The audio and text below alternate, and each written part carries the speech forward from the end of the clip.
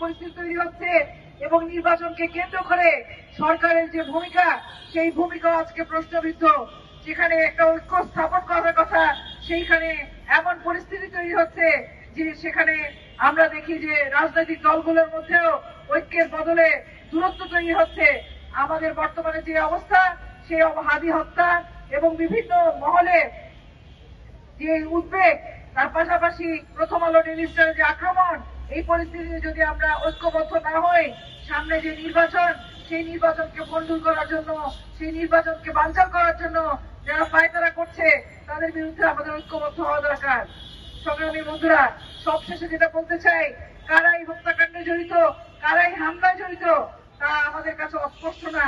কারা বিভিন্ন সমাবেশ থেকে, বিভিন্ন জায়গায় ইউটিউবে দেশ বিদেশ থেকে সারা বাংলাদেশকে অস্থিতিশীল করার জন্য, উত্তেজিত করার জন্য উস্কানি দিয়ে যাচ্ছে, সেটা আমাদের অজানা নয়। কিন্তু সরকার তাদেরকে খুঁজে পায় না, সরকার তাদের বিরুদ্ধে ব্যবস্থা নেয় না। এইরকম চলতে থাকলে সারা দেশে অস্থিতিশীল পরিস্থিতি তৈরি হবে। সে কারণে আজকে সকল রাজনৈতিক দলকে আমরা আহ্বান করি, আজকে শ্রমিকের উপরে যে হামলা, হাদির উপরে যে হামলা, হাদিরকে যেভাবে হত্যা করা হয়েছে, সেই সকল হত্যাকাণ্ডের বিচার করতে হবে। একই সাথে মত প্রকাশের উপর যে হামলা, তার বিরুদ্ধে বিচার ব্যবস্থা গ্রহণ করতে হবে। আমাদের দেশের ইতিহাসে আমরা গত ৭১-এর পরবর্তী সময়ে এইভাবে কোন গণমাধ্যমকে এইভাবে আগুনে পুড়িয়ে দেওয়া, তাদেরকে চিহ্নিত করে তাদের উপরে হামলা করা, এই ঘটনা আমরা দেখি নাই। সেই কারণে আমরা বলতে চাই, এইরকম পরিস্থিতি যদি আমরা মুখ বন্ধ করে থাকি, তাহলে আরো যারা এখানে দেশকে অস্থিতিশীল করতে চাচ্ছে, আরো তাদের সুযোগ তৈরি হবে। তাই আমাদের ঐক্যবদ্ধ হওয়া, আমাদের নিজেদের সকল রাজনৈতিক দলকে ঐক্যবদ্ধ হয়ে বিচার, সংস্কার এবং নির্বাচনের যেই লক্ষ্য, সেই লক্ষ্য নিয়ে আমাদেরকে আগাতে হবে। সেই জন্য আপনারা সবাই ঐক্যবদ্ধ হবেন।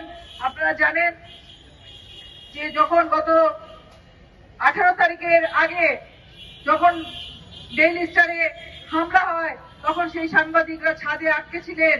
তারা বলছিলেন যে একজন সাংবাদিক জাইনা ইসলাম, তিনি লিখেছিলেন যে তার দম বন্ধ হয়ে আসছে, বাংলাদেশে এখন একটা দম বন্ধ পরিস্থিতি তৈরি করার চেষ্টা হচ্ছে।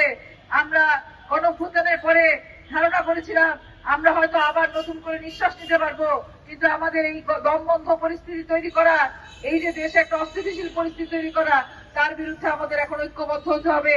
সেই ঐক্যবদ্ধ হওয়ার আহ্বান জানিয়ে শুধু রাজনৈতিক দল নয়, আমাদের সকল দেশের সকল নাগরিককে আমরা মনে করি এখন ঐক্যবদ্ধ হয়ে সামনে নির্বাচন, সেই নির্বাচন যাতে সুষ্ঠুভাবে হয়, তার জন্য ঐক্যবদ্ধ হতে হবে। একই সাথে হাদি সহ, দীপুচন্দ্র সহ যত হত্যাকাণ্ড, হামলা হয়েছে, তার বিরুদ্ধে ঐক্যবদ্ধ হয়ে আমাদের লড়াই করতে হবে।